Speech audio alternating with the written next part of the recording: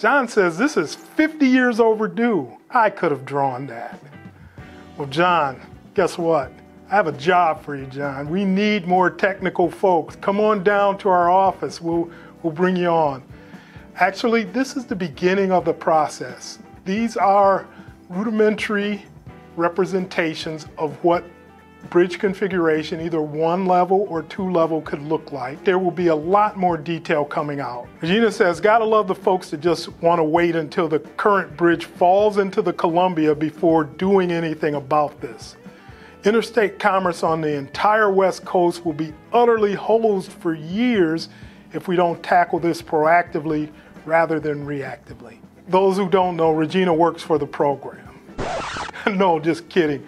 But the sentiment that Regina puts out there is absolutely correct. We can no longer wait for something catastrophic to happen to this 106-year-old bridge that will be disruptive to not only the economies of Portland and Vancouver, but the states of Washington and Oregon, the entire West Coast, and the entire country. I-5 is the only West Coast freeway that connects Mexico and Canada.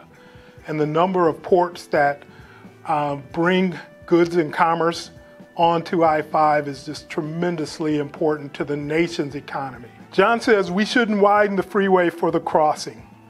We should focus on max, biking, walking. Induced demand means adding vehicle lanes solves nothing. We are focusing on bringing light rail across the river to Vancouver. We have the support of all of the partners to get this done. But light rail can only take care of so much of the latent demand, not induced demand, but the latent demand in trying to cross the Columbia River in this region.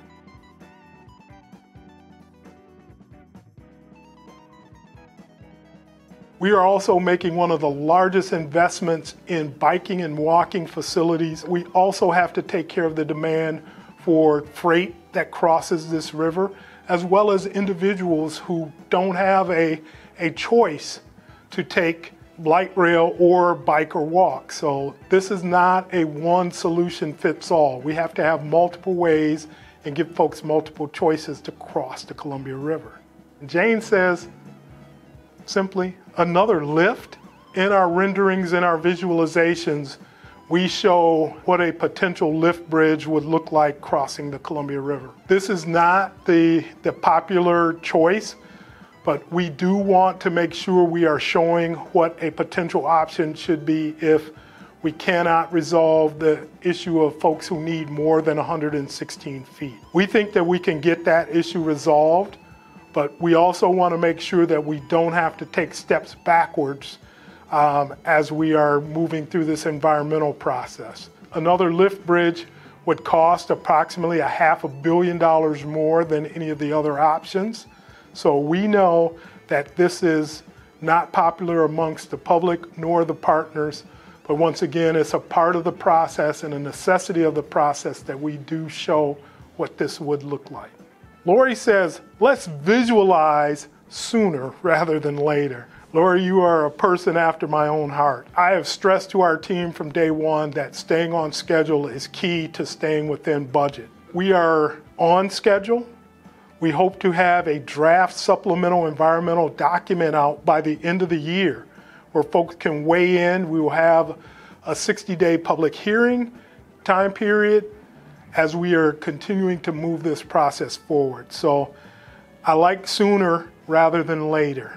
We appreciate anyone who takes the time to comment on our program, but we want to make sure you have the right information and be a well-informed public to weigh in on this complex project.